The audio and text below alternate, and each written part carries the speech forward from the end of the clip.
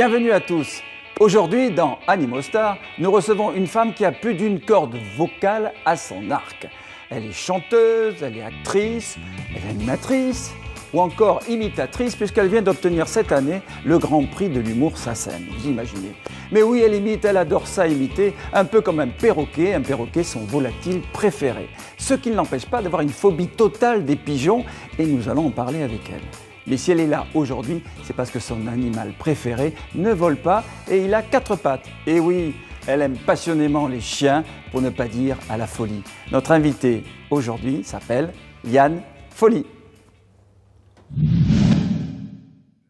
Merci chère Liane d'être avec nous. Alors on vous connaît, comme je viens de le dire, chanteuse, actrice, imitatrice, mais on ne connaissait pas bien votre passion des animaux et notamment des chiens. Alors à quel âge avez-vous eu votre premier chien et quelle race de chien était-il ? Les animaux ont toujours existé à la maison, autour de nous, dans la famille. Enfin, le chien, c'est vraiment mon animal favori, préféré. Et si je pouvais, j'aurais toutes les races de chiens.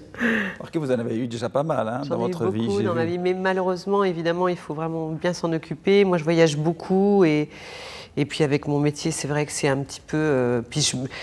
Je ne pourrais pas me balader un chien comme ça, il y en a qui le font parmi mes collègues, mais c'est vrai que j'ai l'impression qu'un chien a besoin aussi d'un environnement vraiment de nature. Je l'ai fait au moment où j'avais une grande maison, j'avais 3 labradors en même temps. Oui, mais je reviens à ma première question qui était, quel était votre premier chien, chère Liane ? Le premier chien, c'est un cocker. Un cocker, voilà, qui s'appelait comment ? Quand j'étais petite, Dicky. Dicky. Voilà. À la maison. Et puis alors, c'était bien parce que de temps en temps, je n'arrivais pas à finir ma viande. Alors, hop, sur la table, il dit qu'il arrivait, puis hop. Oui, ça c'est interdit, en général. Je sais. C'est pas grave. Et alors, quel rapport avez-vous ? C'était votre confident ? C'était quoi ? Comment ça se passait avec ce chien ? Très doux. Je me souviens quand il était tout petit, il dormait dans mon cou. Comme ça, il mettait sa tête dans mon cou, comme ça. Bah oui, parce que les chiens, c'est vraiment... Alors moi, c'est une boule d'affection, c'est vraiment... Ça vous apaise, si besoin est ? Ça m'apaise, ah oui, ça m'apaise, mais ça me donne énormément de force, d'affection, d'amour, de vrai, l'amour. Mais en ce moment, je me freine, parce que j'ai très envie de me racheter un chien. Alors justement, pour revenir à vos chiens, vous me parliez de labrador, vous en avez eu 3. Oui. Vous les avez eu où, ceux-là ? Blanc. Je les ai eus dans une pochette surprise. Je les ai eus à Disney. Une maison de campagne, c'était quoi ? Non, c'était ma maison. J'habitais à Sèvres, à côté de Paris. Ah oui, déjà, c'était J'avais une grande maison et, avec un grand jardin et une porte magique qui donnait directement dans le parc de Saint-Cloud. Donc, c'était génial. Mais là, 3 labradors, c'est très compliqué. Il y en a une qui s'appelait Princesse ? Princesse, Neige et Pongo. Et qu'est-ce que vous aimiez faire avec eux ? Eh bien, en fait, j'aimais beaucoup aller me balader dans la forêt. Et on faisait beaucoup de balades ensemble, et puis mais je les trimballais dans ma voiture, tout ça, sur mes canapés. Enfin, c'était vraiment, ils étaient très gâtés ces chiens quand même. Mais j'ai demandé ils ont été éduqués, ils ont été dressés. Ah, vous quand avez ils fait étaient dresser. tout petits. Ah oui, je les ai fait dresser parce que je voulais pas. En fait, ils sont jamais montés au premier étage ni au deuxième étage de la maison. Ils montaient pas dans les chambres en fait. Et quand vous dîniez, vous leur donniez aussi à manger sous la table ? Non, ça, il fallait pas, c'est interdit. Bien, ça. Je sais, mais je faisais ça quand j'étais petite. Je me suis dit, ça va être compliqué quand même, 3 chiens.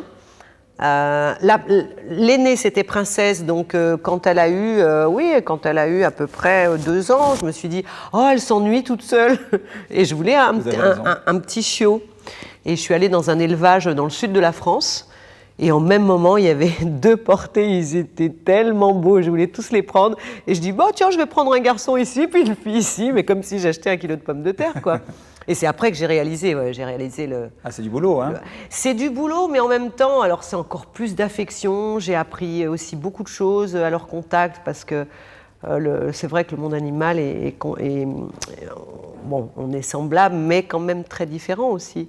Donc, ils avaient chacun leur caractère, mais c'était une grande peine quand ils sont partis. Vous leur parliez comment à ces labradors, par exemple ? J'étais assez... Est-ce que vous avez le langage chien-chien ou vous faisiez chien, comment ? Vous leur faisiez une imitation pour leur faire peur ? Vous faisiez Ségolène Royal ? Vous faisiez quoi ? Alors, mes toutous, venez ici. Ça, c'est Jeanne Moreau, alors. Non, mais c'est vrai que je leur donnais beaucoup d'affection.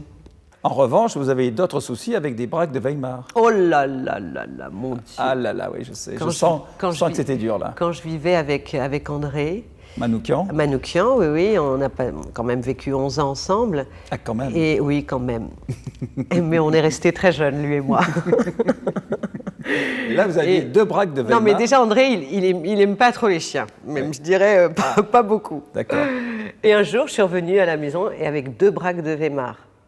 Et pourquoi vous avez acheté ces chiens-là? Parce que je les trouvais magnifiques. Et en Bien plus, sûr. on m'a dit qu'ils étaient un peu fous. Sans penser aux conséquences, bien sûr. Ouais, non, mais Ça, c'est très important. Il faut dire qu'à nos téléspectateurs. Mais non, mais j'avais une très grande maison. J'habitais à 60 km de Paris, à côté de Rambouillet. Mais prendre un chien, c'est pas anodin, c'est très important. Vous vous rendez compte? D'ailleurs, vous avez regretté d'avoir pris ces braques de Weimar. Bah parce qu'après, ils sont devenus fous. Et puis, À ils votre mordaient contact, tout le monde. à votre contact, comment ils sont devenus fous? Non, Qu'est-ce que vous faisiez? Non, les pauvres, Pauvres chiens. on ne peut pas vivre avec quelqu'un qui n'est pas d'accord, que les chiens rentrent dans la maison. Donc, ils étaient un peu seuls, quoi. Ils étaient un peu abandonnés, ces pauvres chiens. Alors ça, c'est vrai. Un chien, si on ne s'occupe pas de lui, il devient fou. Mais En tout devient cas, fou, il et casse ben tout. voilà. Et puis, finalement, moi, c'est un vétérinaire qui a pris les deux braques et Ah qui bon, s'en ça est va. bien occupé. Il les Et a après, piqués. ils étaient très bien. Il les Non, a pas piqués. du tout, pas du tout. Je non, non. plaisante. Alors, on va parler de l'AFIPA. Vous êtes Oui. excessivement Ah investi oui. Ah dans oui. l'AFIPA, alors pour les téléspectateurs depuis 2006 d'ailleurs. Oui. Je rappelle que l'AFIPA, c'est l'Association française et internationale de la protection animale. Oui. Cette association lutte contre l'utilisation des fourrures d'animaux. C'est important et je vous félicite. Qui Oui. vous a amené à cette association et pourquoi vous êtes engagé? Alors, c'est Corinne Touzet. Oui, la femme d'honneur. Oui, exactement. Elle adore aussi les animaux, comme moi. Et en fait, je lui ai tout de suite dit oui, évidemment. Je déteste la fourrure, mais depuis toute petite. Vous n'en avez jamais porté de fourrure? Jamais. J'ai dû faire des trucs peut-être dans des rôles, et encore maintenant, vraiment, je peux plus voir ça, quoi. Mais quand j'étais petite, ça me choquait.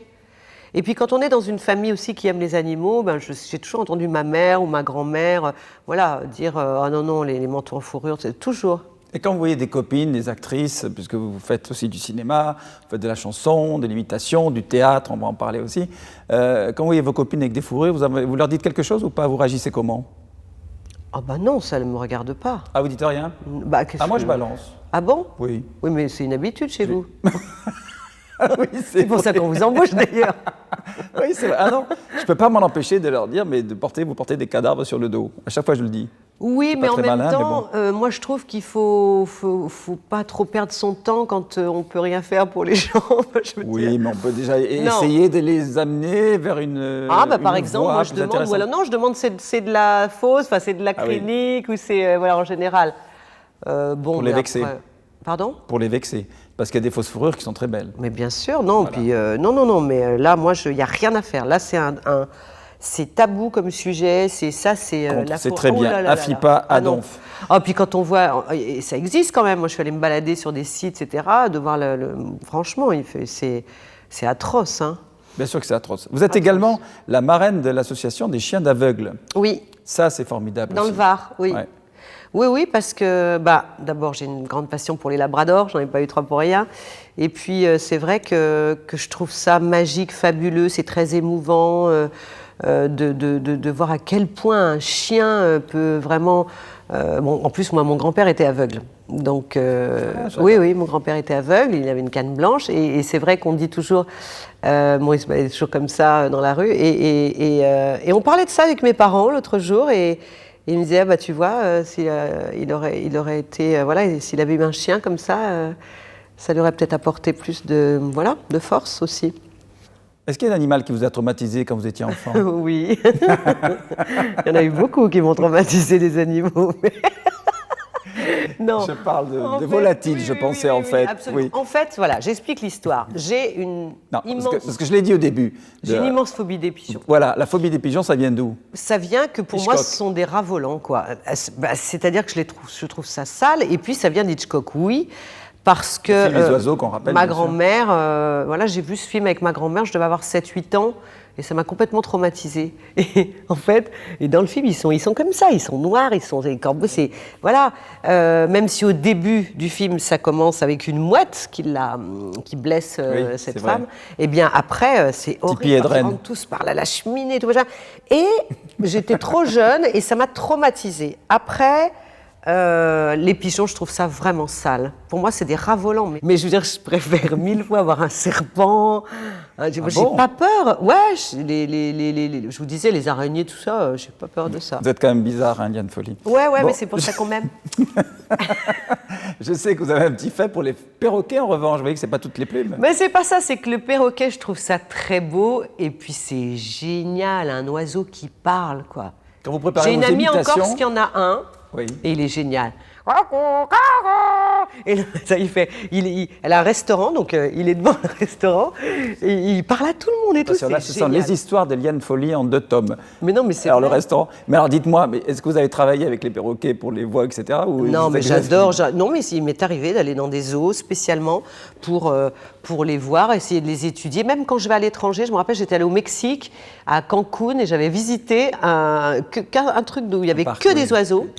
Et il y en a un dans les Dombes d'ailleurs qui est magnifique aussi à côté de Lyon. Et en fait, le perroquet, oui.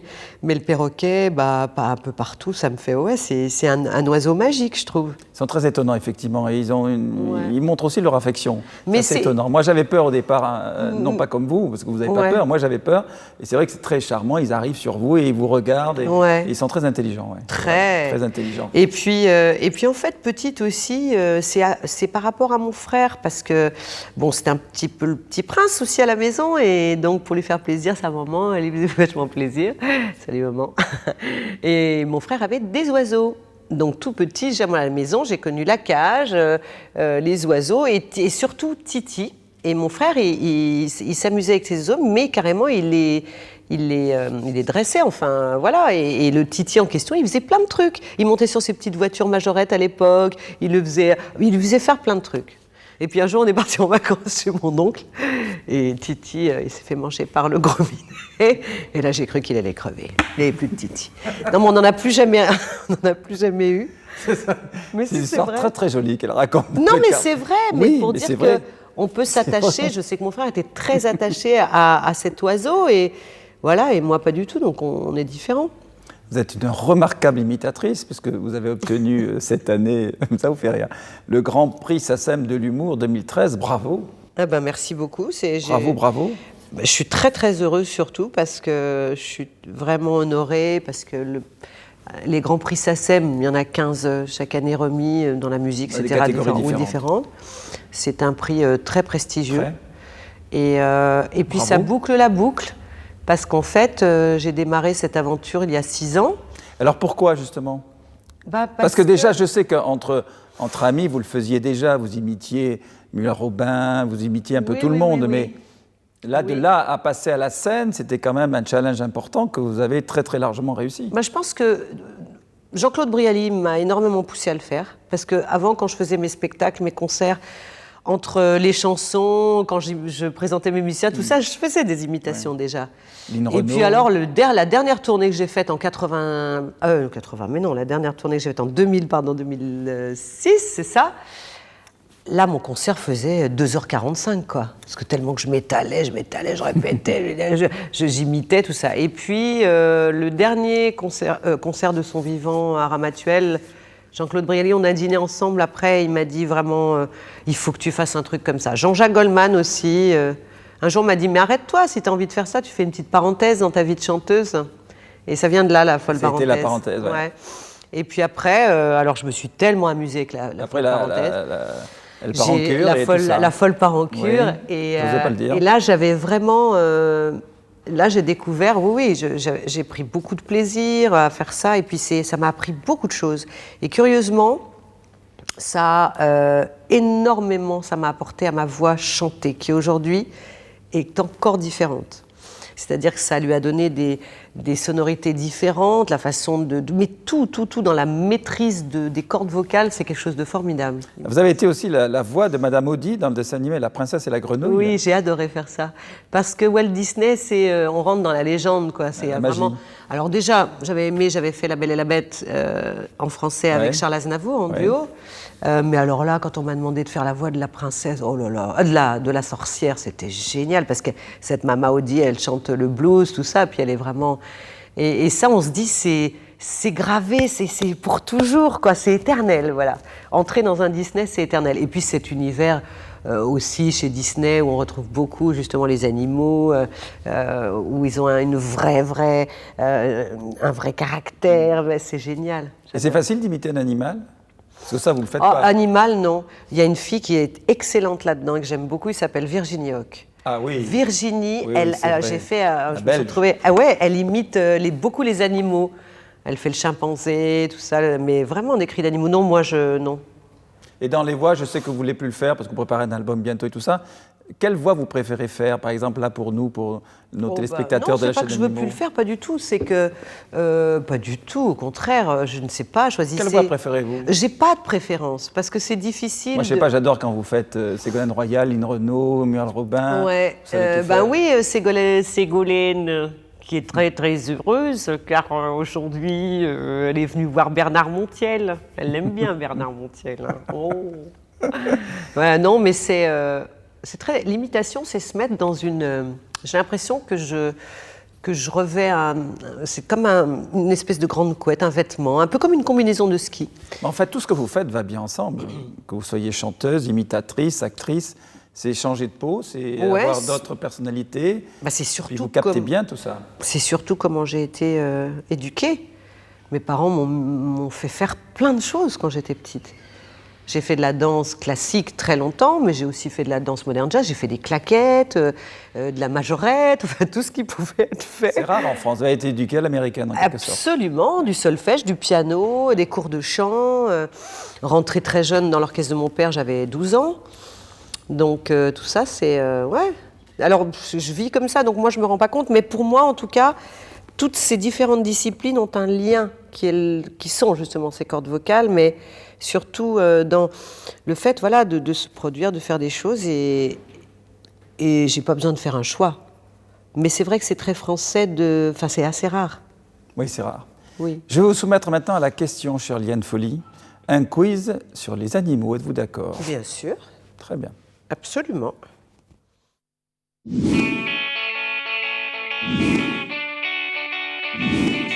Mon premier animal de compagnie est un chien, un cocker, il s'appelait Dicky.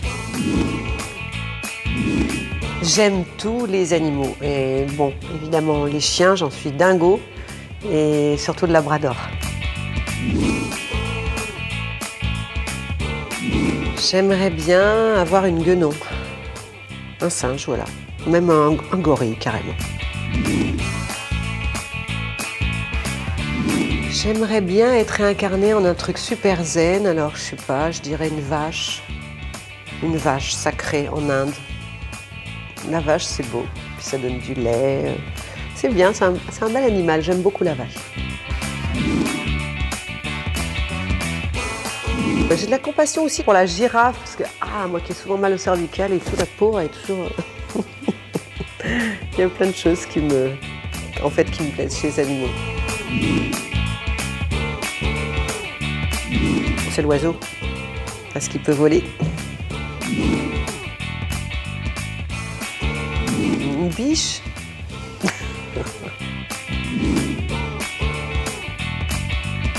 Le pigeon et toutes les espèces de rats, souris, tout ce qui est... Ouais, ça c'est... Voilà, franchement, ça me procure un dégoût vif et certain, quoi. Non, j'aime pas du tout ça. La baleine, parce que c'est un animal quand même... bon, pas par rapport à Pinocchio, je rêve pas d'y aller dedans, mais je veux dire, la baleine, c'est quand même... c'est énorme, j'en ai jamais vu, hein. Mais dans les reportages, tout ça, je trouve tous ces animaux assez imposants, qui ressemblent plutôt aux très très anciens, aux animaux préhistoriques ou voilà, dans le temps. Alors ça c'est facile. Pour moi, Bernard, il serait un koala. Parce que le koala, c'est tout mignon, c'est très rare, ça mange de l'herbe. Non, mais c'est koala, c'est mignon, on a envie, c'est une peluche, quoi. Donc pour moi, Bernard, c'est un koala. Merci Liane d'avoir répondu à ce quiz un peu surprenant. En plus, vous n'étiez pas préparé. Mais alors j'ai relevé, merci au fait pour le koala, c'est très mignon, je suis très touché. Mais oui, c'est une belle peluche le koala. Oui, qu'on a envie de caresser. Oh, complètement. Bon. Mais ça fait longtemps. Et embrasser. Complètement. Embrasser. Et serrer et on va s'arrêter là. comme ça, dire « Ouh là là, ouh, Bernard !» Bon, alors moi, Ferry est même surpris quand vous avez dit que l'animal dans lequel vous aimeriez être réincarné, ce serait une vache. Oui, j'adore la vache. Parce que toutes les vaches ne sont pas sacrées, comme vous l'avez laissé entendre. Non, parce que là, vous pensez évidemment aux vaches sacrées non, en moi, Inde. Je pense aux vaches, là, les vaches, mais même nos vaches à nous. Tout ça, les vaches Mais rouges, blanches et noires, sur lesquelles tombe la pluie. Ah non, j'adore la vache en général. Toutes les vaches, de toutes les couleurs. D'ailleurs, j'en fais la collection. C'est les vaches. Oui. Voilà, j'adore les vaches. Là, je suis surpris quand même. Mais bon l'animal... Pourquoi surpris? Une vache... Et c'est mon juron préféré, hein. Vache? Ouais, je dis toujours la vache. Ouais, c'est pas très grave. Je trouve que oui, mais c'est joli. Et alors, vous comparez une biche, c'est mignon, ça aussi. J'ai connu des personnes jadis qui me comparaient à une biche. Et là, vous m'avez fait rire aussi, c'est l'animal dont vous avez le plus peur. Alors ça, les pigeons, ça revient sans arrêt. Ah bah oui, non, mais ça sera à vie. Vous avez rajouté en plus maintenant rat, souris... Ah oui, non, il n'y a que ça. Mais c'est pas beaucoup quand même. Moi, je connais des gens qui ont la phobie des serpents, des bêtes, tout ça, machin. Moi, je vois une araignée, même si elle est grosse comme ça me fait rien.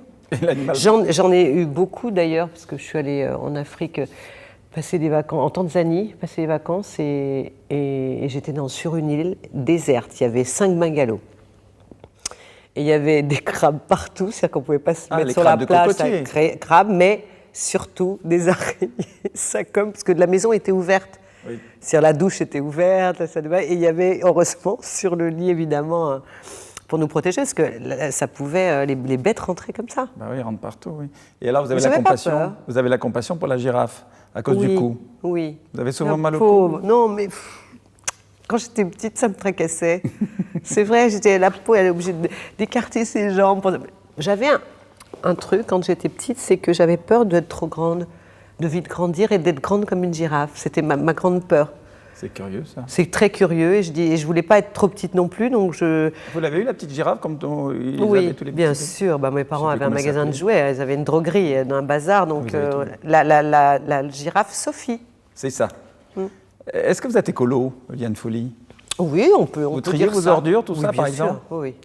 Ah oui, et puis oui, on peut dire ça. Moi, je respecte beaucoup la nature. Oui, ça me viendrait pas à l'idée de balancer un truc dans la rue. Non, pas du tout. Non, écolo, ce qu'il faut, quoi. Je crois que écolo, ça a aussi une double signification de respect, quoi, respect de la nature aussi. Respect de la nature, des autres. Et puis de ses voisins. On ne vit pas seul, et voilà, je trouve ça très très bien. Et puis laissons une planète propre à nos enfants, sans doute. Absolument, surtout aux miens, j'en ai beaucoup. Moi aussi. C'est pour ça. C'est pour ça qu'on en parle tous les deux. On est bien placés pour en parler. Dites-moi très vite, Liane Folly sur les planches, alors, en janvier? Oui, je reprends donc, j'avais... 203.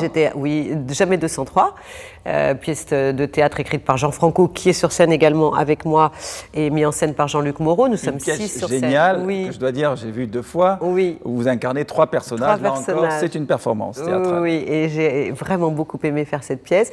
Et on repart en tournée dans toute la France à partir du 10 janvier prochain. Ça y est, vous êtes piqué maintenant au théâtre aussi. Vous avez envie de remonter une pièce plus tard? Oui, alors là, pour l'instant, je suis en train de préparer un album.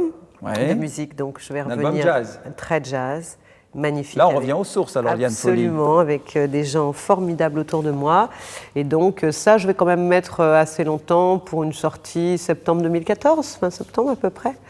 et partir en tournée aussi sur les routes. Ça me manque beaucoup. Vous aimez ça, le contact avec le public, hein, vous êtes... Oui, et puis ce qui me manque maintenant, c'est vraiment de chanter. Là, je m'aperçois que là, j'ai vraiment besoin de retourner dans mon univers de chanteuse aussi et d'être sur scène avec des musiciens. J'attends ça avec impatience.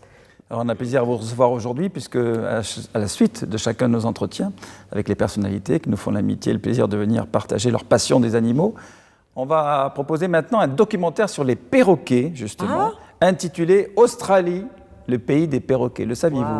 Ah oui, mais non, je pense que l'Australie, c'était les kangourous, mais c'est pas mal. Il y a les kangourous, effectivement. Il y a les perroquets. Il y a des perroquets incroyables. Mais je ne suis jamais allée en Australie et je crois, ça me manque vraiment. Ça me manque. Et c'est le prochain, à mon avis, c'est vraiment le prochain grand voyage que je vais faire. Parce que je suis allée quand même un peu partout, mais pas en Australie. Liane Folly, restez avec nous, regardez ce documentaire. Ah oui, bien sûr. Australie, le pays des perroquets, c'est magnifique, vous allez adorer. En tout cas, je tiens à vous remercier vivement d'être venu dans notre émission. Merci beaucoup, Bernard. Toujours un plaisir d'être avec vous, vous le savez. Mais moi aussi, c'est bien réciproque. À bientôt. Au revoir. On vous laisse avec ce documentaire Australie, pays des perroquets, et on se retrouve le mois prochain, bien sûr. Merci.